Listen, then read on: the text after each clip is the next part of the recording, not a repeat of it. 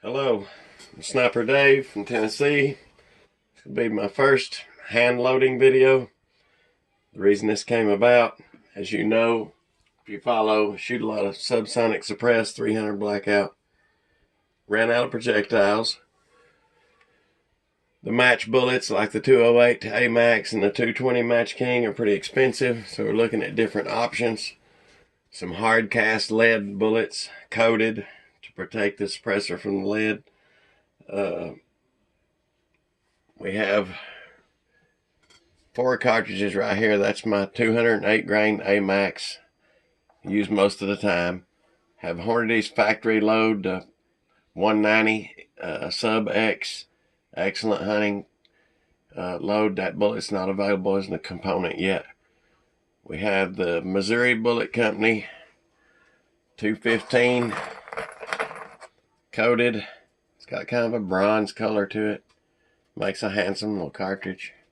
And then we have the Acme Bullet Company 265 grain coated red, the lipstick bullet. So this is the heaviest and the lightest I could find in the cast. Just wanted to give it a try. We're only using one powder today, CFE black from Hodgdon.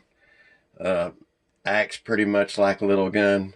It's a little bit fluffier. You get a little better low density, but very similar to little gun so far. Primers, we're going to use the CCI 400 just because that's what I had. Could use pistol primers with the slow burning ball type powders like that. If you used a pistol primer, you should use a Magnum. These are kind of my rifle primer side, but I think they'll be okay for this small of a charge. Okay, you have to bell the case like you do a handgun cartridge, which are 300 blackouts, a handgun cartridge at heart. But the blackout dies, the Hornady 300 blackout dies, don't come with a bell die because they're rifle die set. So we get the Lee Universal Expander die separate. Does an okay job of belling the case. Bell the case 4 or 5 thousandths. So when you seat the bullet, you don't scrape the coating from the bullet as you push it down into the case. Which brings up the seating die stem. This particular die set comes with 2 stems. I've just chosen the one of the 2 that had the biggest opening. I'll show you as we seat. Some people think, some of the videos, information I've gathered, people worried about that seating stem not being big enough to support that. So I like to turn those. You got a long bullet going down in that case. So I like to give it a little spin as it goes. This one came with 2 seating stems. The biggest one seems to do okay. I haven't had any trouble with it so far.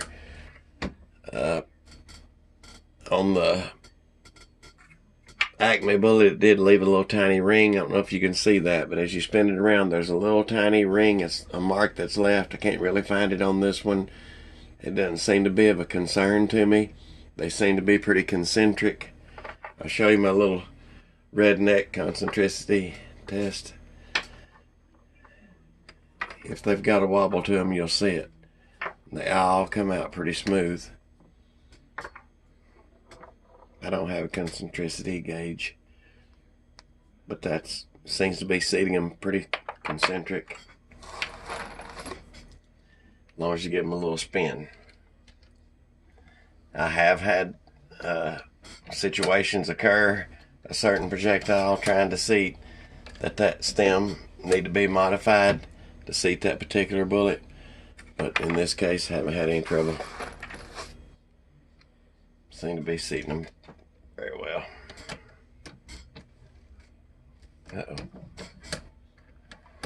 Like to give them a little spin. They seem to do pretty well.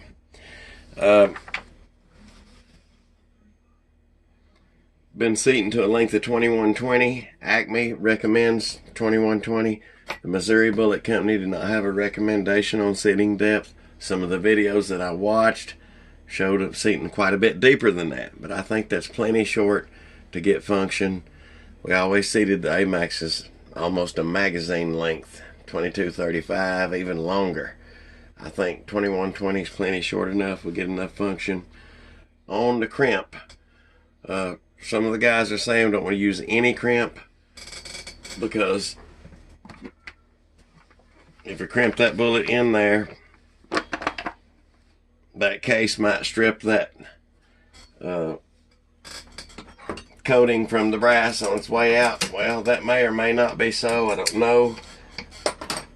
But it doesn't matter. I think slow burning pistol powders, ball type powders like that, you got to have a heavy bullet, you got to have a heavy crimp, and you got to have a hot primer in order for them to work properly. I think we're going to have to use at least some crimp.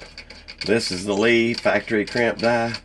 Normally I don't like the Lee factory crimp dies and don't use them or recommend them for anything, but in this particular application it seems to work really well. Instead of like a roll crimp or a taper crimp, it kind of gives it a gentle squeeze, just enough. And with a guys with a progressive machine, you can't feel this.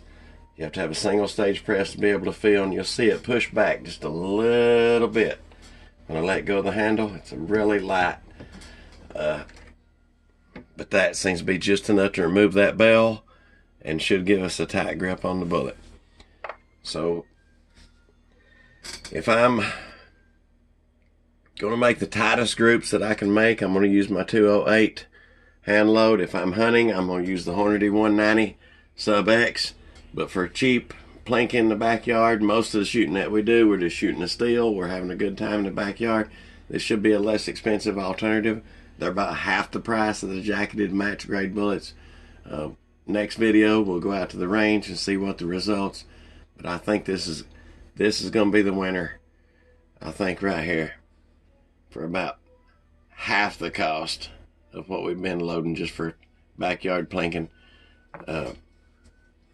But in the next video, we'll cover that out on the range.